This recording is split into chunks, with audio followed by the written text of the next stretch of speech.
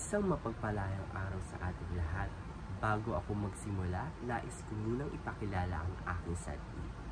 Ako si Ginoong RJL Pantune na nasa ikatlong baitang ng kolehiyo na nagpapakidalubhasa sa asignaturang Filipino. Bago tayo magsimula, nais ko munang tanungin kayo kung okay lang ba kayo. Lahat ba ay okay lang? At ayan, nalaman na natin na okay ang lahat. Tayo na magsimula. Ang tatalakayin natin ngayon ay talambuhay ni Jose Rizal. Sino nga ba si Jose Rizal? Jose Protasio Rizal Mercado y Alonso Realonda. Ayan ang buong pangalan ni Rizal. Ipinanganak noong Hunyo 19, 1861 sa Calamba, Laguna.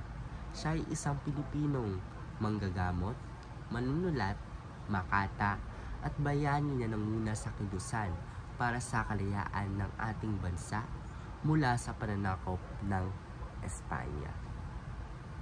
Kasunod, buhay at edukasyon ni Rizal. Si Rizal ay nagmula sa mayamang pamilya at maagang nagpakita ng katalinuhan. Nag-aral siya sa Ateneo Municipal de Manila, kung saan nakatanggap siya ng pinakamataas na parangal. Pagkatapos nito, nag-aral din siya sa Universidad de Santo Tomas bago nagtungo sa Espanya, kung saan natapos niya ang kursong Medisina at Filosofiya sa Universidad Central de Madrid. Nagpatuloy siya ng pag-aaral sa Paris at Heidelberg, Germany, kung saan lalo niyang pinaghusay ang kanyang kaalaman sa ophthalmolohiya o yung gumagamot ng mga mata. Ayan, sa ikatlo, mga akda at kilusan na iginawa ni Rizal noong panahon ng mga mananakop.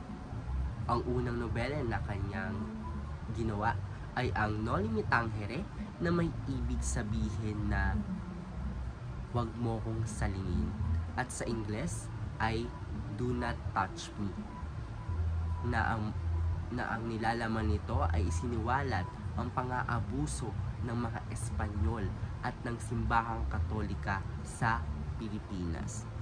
Ayan no, pang-aabuso yung ginawa doon sa kwento na iginawa ni Rizal. At ang pangalawa naman ay El Filibusterismo noong 1871, na may ibig sabihin ay mas matindi ang tema ng panghihimagsik laban sa pang-aabuso sistema ng pananakop. So dito sa El Filibusterismo, pumapasok na dito yung pang-aabuso ng mga Espanyol noong sinasakop nila tayo. Bukod dito, siya rin ay isang manunulat ng mga sanaysay at tula na naglalayong pukawin ang diwa ng mga Pilipino. Naging bahagi siya ng propagandang kilusan sa pamamagitan ng La Solidaridad, isang pahayagang inilathala ng mga Pilipino sa Espanya. Ayan. Pang-apat, pagdakip at pagkamatay ni Rizal. Ayan. Dahil sa kanyang mga isinulat na Noli Me Tangere at El Filibusterismo, itinuring siyang banta ng pamahalaang Espanyol, na ibig sabihin ay siya yung nagtutulak para lumaban ang mga Pilipino sa Espanyol.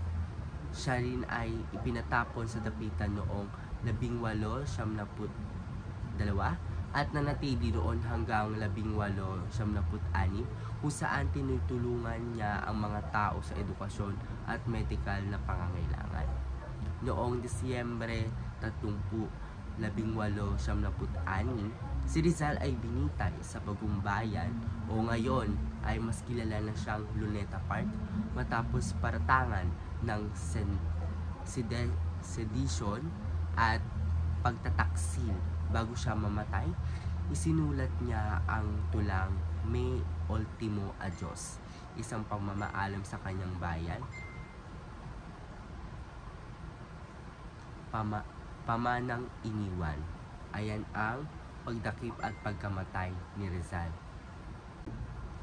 Ayan, kadugtong ng pagdakip at pagkamatay, si Rizal ay kinikilalang pambansang bayani ng Pilipinas dahil sa kanyang diwa ng mapayapang revolusyon gamit ang edukasyon at panulat. Hanggang ngayon, siya ay isang inspirasyon sa mga Pilipino sa pagtataguyod ng kalayaan at pagmamahal sa bayan. Ayan, malaki ang tulong na ginawa ni Rizal sa atin upang mahalin natin ang ating sariling bansa. At may iniwan na katagasiw si Rizal na ang kabataan ang pag-asa ng bayan. No, ang ibig sabihin lamang nito, ang mga kabataan ang magwawaksi o ang magiging sandata upang iangat o mahalin natin ang ating sariling bansa.